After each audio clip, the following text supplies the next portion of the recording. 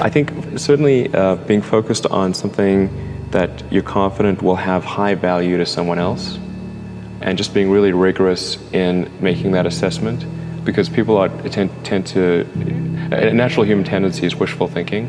So a challenge for entrepreneurs is to say, well, what's the difference between really believing in your ideals and sticking to them versus pursuing some unrealistic dream that doesn't actually have merit? That is a really difficult thing to tell. Can you tell the difference between those two things? So you need to be sort of very rigorous. I think certainly extremely tenacious, and then just work like hell. I mean, you just have to put in, 80-hour weeks every week.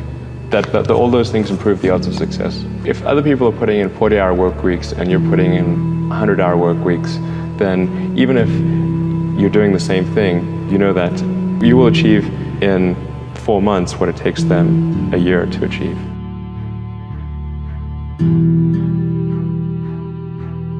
When my brother and I were starting our first company, instead of getting an apartment, we just rented a small office and we slept on the couch. And we showered at the YMCA, and we're so hot up we had just one computer. So the website was up during the day, and I was coding at night. 7 days a week, all the time. So briefly had a girlfriend in that period, and in order to be with me, she had to sleep in the office. So work hard like every waking hour. It's the thing I would say, particularly if you're starting a company. And I mean, if you do simple math, you say like, okay, if somebody else is working 50 hours and you're working 100, you'll get twice as much done in the course of a year as the other company.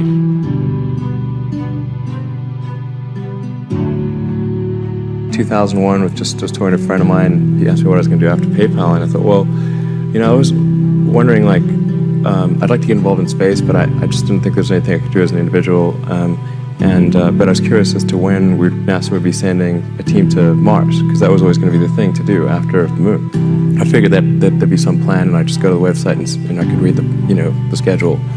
Actually, there wasn't anything on the website, and is it secret? I don't know.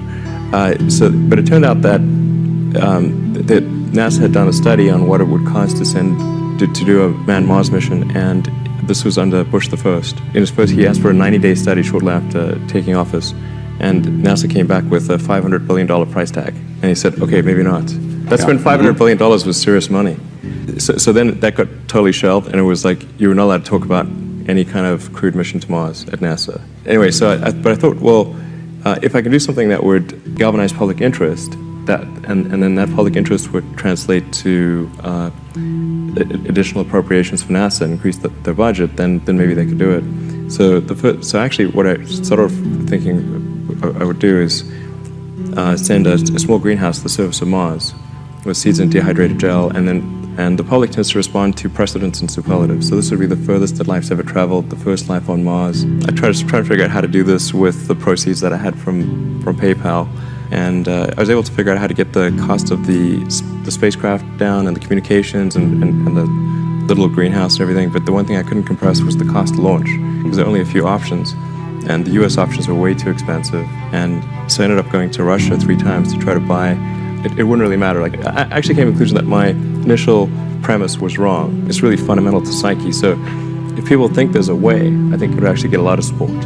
It can't be just banging your head against the wall. You got to believe that this can be done without breaking the federal budget. So that's when I said, okay, well, is there some way to affect the cost of space transport? And got together with a group of people over a series of Saturdays just to try to understand, is there something fundamentally super expensive about rockets, or can the cost be substantially improved? We had a bunch of those kind of brainstorming sessions, and I couldn't see any fundamental obstacle to improving the cost of rockets. So that's when I started SpaceX. At the point, I would say the probability of success was definitely less than 50%. I thought it would most likely not succeed, but it was worth a try.